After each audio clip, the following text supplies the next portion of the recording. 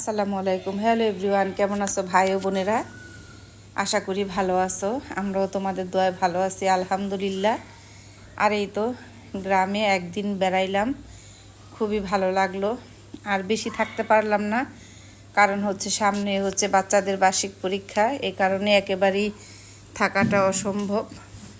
তাই এই তো আমরা বৃহস্পতিবার আসছিলাম বাড়িতে, আর হচ্ছে আজকে শুক্রবার। আজকে বিকেলের দিকে চলে যাইতেছি, একদিনের জন্য আসছি। খুবই ভালো লাগলো, অনেক মজা করলাম। এই একটা দিনেই অনেক কিছু মনে হলো, খুবই ভালো লাগার কারণ এই একটা দিন। আর এখন আমরা সবাই চলে যাব, বের হয়েছি। আমার যাও আসছে বাড়িতে, ওরাও একসাথে দুজন বের হব। আর সবাই রেডি হইতেছে, আমার অবশ্য রেডি হওয়া শেষ। আর এই তো আমার দেবরের ছেলে, ওরা খুব মজা করতেছে। আর খারাপ লাগতেছে যে এখন চলে যাব, কারণ বেশি দিন থাকতে পারলাম না, ভালো লাগতেছে না। আর বিশেষ করে আমার এই শ্বশুর বাড়িটা খুবই আমার ভালো লাগার একটা জায়গা, কারণ এই বাড়িতে আমি অনেক বছর ছিলাম। আর বিশেষ করে আমার জন্মটাই হচ্ছে গ্রামে, আমি ছোটোর থেকে বড় হয়েছি গ্রামে। তো এই গ্রামটাই বেশি ভালো লাগে, এটাই স্বাভাবিক। কারণ অল্প কিছুদিন হয় আমরা ঢাকাতে থাকি কয়েক বছর ধরে, আর সারা জীবন তো গ্রামের বাড়ি ছিলাম। তো ভালো লাগার কারণ তো ওইটাই হবে, কারণ যেখানে যার জন্মস্থান ওইখানের ভালো লাগাটাই সবচাইতে সবার আগে। এ কারণে আমার গ্রামই ভালো লাগে। আর এই তো চলে যাব এখন, এই জন্য খারাপ লাগতেছে। আর দেবরেরও বলতেছে যে একদিনের জন্য আসলা, এখনই চলে যাইবা। তাই বললাম যে কি করব ভাই, কিছু করার নাই, আবার আসবো পরীক্ষা শেষ হইলে। আর এই তো আমরা বাসা থেকে বের হইতেছি। আর এই পাশেও আমার চাচা শ্বশুরের ঘরের ভাসুররা, এই দ্বারের সবাই ঢাকাতে থাকে, কেউই থাকে না বাড়িতে, শুধু আমার চাচি শাশুড়ি থাকে। আর পুরা বাড়ি ফাঁকা, তাদেরও হচ্ছে ঢাকাতেই বাড়িঘর সব, ওইখানে মাঝে মাঝে আসে, অথচ ভাইয়ারা আসে। আর এই তো আমরাও উঠে পড়লাম অটোতে, এখন মেন রাস্তায় যাব। আগে খারাপ লাগতেছে খুব, মানে কোন ফাঁকে যে বর্ষাকাল চলে গেল এটাই বুঝতেই পারলাম না। আসার পরে দেখি যে খুব মানে জমির মধ্যে অল্প অল্প পানি, সব কিছু কাটাকাটি শেষ হয়ে গেছে। তাই এখন ঢাকা থাকাতে বর্ষাকাল কখন হয় কখন যায় এগুলা টেরই পাই না, অনেক কিছু মিস করি, খুবই খারাপ লাগে। আর এখন আমরা রওনা করতেছি, চলে যাব। আবার যেহেতু বাসায়ও আমার বিড়াল আছে, কারণ হচ্ছে ওদের আমি রেখে আসছি, যেহেতু একদিনের জন্য আসছি এজন্য ওদের নিয়ে আসি নাই। বাসায় খাবার টাবার দিয়া এক ভাবির কাছে চাবি দিয়ে আসছি, সেই দেখাশোনা করবে। এ কারণে যে আছে না যে আজকের দিনটা থাকবো, উপায় নেই।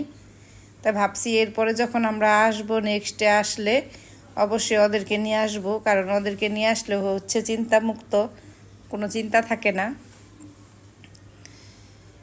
আর এই তো তোমাদের ভাইও দুষ্টুমি করতেছে, বলতেছে আমারে দেখায়ও না। তো সে আসে সবসময় ক্যামেরাতে, মাঝে মাঝে থাকে, রেগুলার হয়তো থাকে না। আর এই তো আমরা মেন রোডে চলে আসছি, আমার বাড়ির থেকে বেশি দূর না, কাছেই। এই জায়গাটা খুবই পছন্দের একটা জায়গা, আমার খুব ভালো লাগে। এই জায়গাটার নাম হচ্ছে 3 রাস্তার মোড়, খুবই সুন্দর একটা জায়গা। এই পাশের বাড়িতে আবার আমার ননদও বিয়ে দিছে, ফুপা শাশুড়ির ঘরের ননদ, ওর বাড়ি হচ্ছে এই যে এটাই ওর রাস্তা।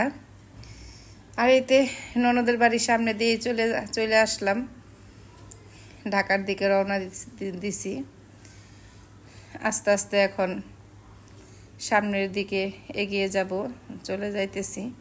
ভাই বোনেরা, তোমরা যে যেখান থেকে আমার ভিডিওটি দেখছো অবশ্যই লাইক কমেন্ট শেয়ার করবা, সাবস্ক্রাইব করবা।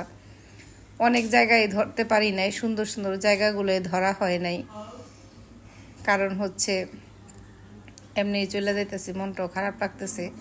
আর এই যে রাস্তার মাঝখানে মাঝপথে আইসা এখানে আবার বাঙ্গি দেখছি। আর হচ্ছে আমার বিশেষ করে চিনাই খুব পছন্দ, বাঙ্গি আমি তেমন একটা খাই না, তবে চিন্তা করলাম আমার মা খুব বাঙ্গি পছন্দ করে, তাই ভাবলাম আমিও খাই, খুব কম। তবে আসল কারণটাই হচ্ছে আমার মার কথা মনে হয়েছে, কারণ হচ্ছে আমি আমার শাশুড়িকেও খুব ভালোবাসি, আমার মাকেও খুব ভালোবাসি। আর বিশেষ করে আমি যে যেটা পছন্দ করে চেষ্টা করি তারে সেইটা খাওয়ানোর জন্য।